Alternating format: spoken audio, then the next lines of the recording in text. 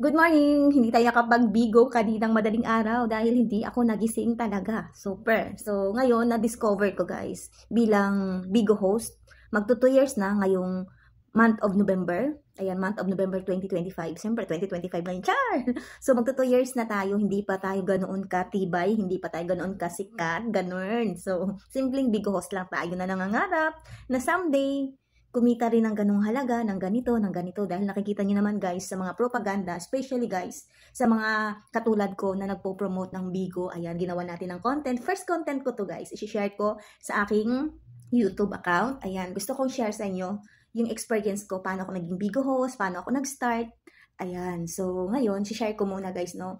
One thing I know, nakita ko yung ads ng Bigo dun sa Facebook. Ayan. Sa Facebook ko talaga siya nakikita. Dumadaan siya sa wall ko. Then, kasi ako, affiliate ako ng TikTok. So, habang nagti-TikTok ako, nag-i-scroll ako, nagpo-posting ako ng mga video ko, nakikita ko rin siya guys na hindi ko na nakikita ngayon na may nagpo-promote about Bigo.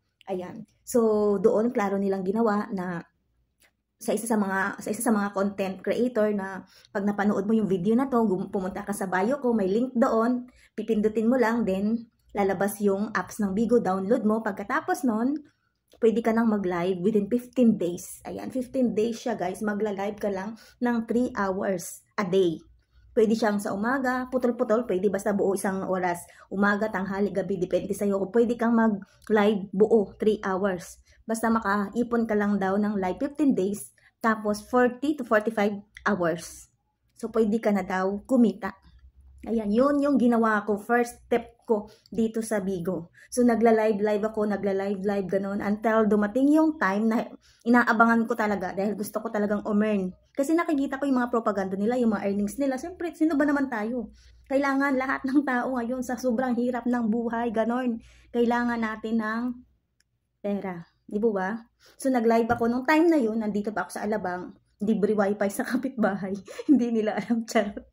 Hindi, nagpaalam kami syempre. May share, gano'n. May share to connect. So, libre lang yon. Wala akong ginastos na paload dahil nga libre si wifi.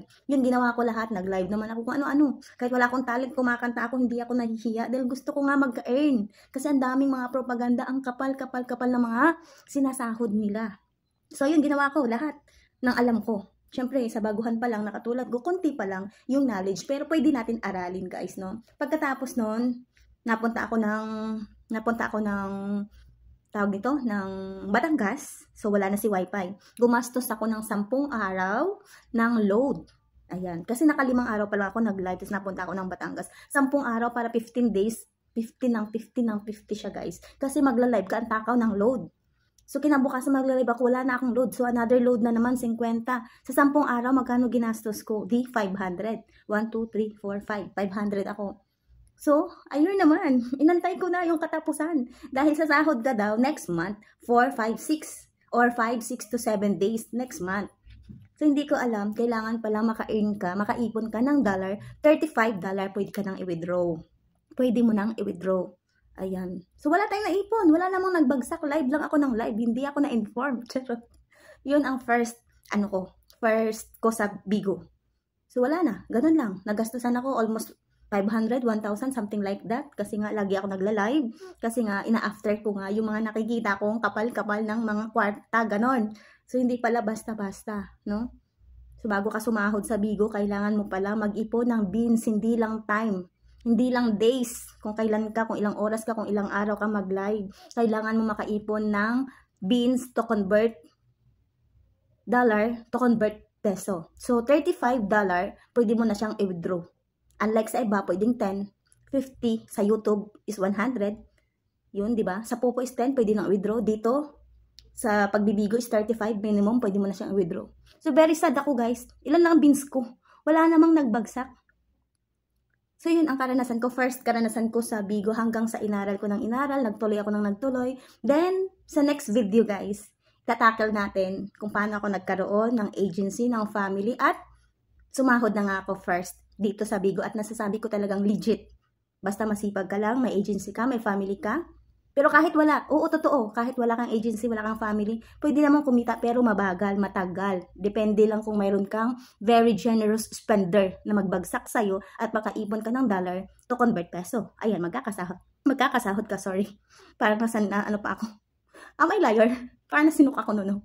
So, magkakasahod ka. Pero maganda talaga kung may agency ka dahil may mga pakulo silang sasalihan mo, mas mapabilis ka makaipon ng beans convert to peso. Beans convert to dollar, convert to peso, nasasahurin mo at legit naman talagang sasahod dito sa Bigo. So sa next video natin, itatackle yan. Once again, sasabihin ko, itatackle ko kung paano ako nagkaroon ng agency ng family at kung sino yung tumulong o naghila na mas maganda kung may agency o may family para mas mapabilis yung process ng earnings dito sa Bigo. So yun lang muna ngayon. Kita-kits sa susunod na video. Sa hindi pa nakapag-subscribe ng aking YouTube channel,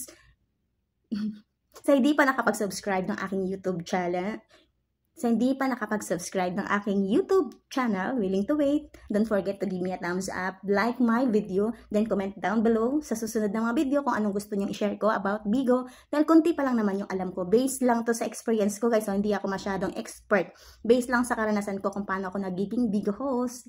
So yun lang, kita-kits sa mga susunod na video guys. Bye-bye. Have a great morning everyone.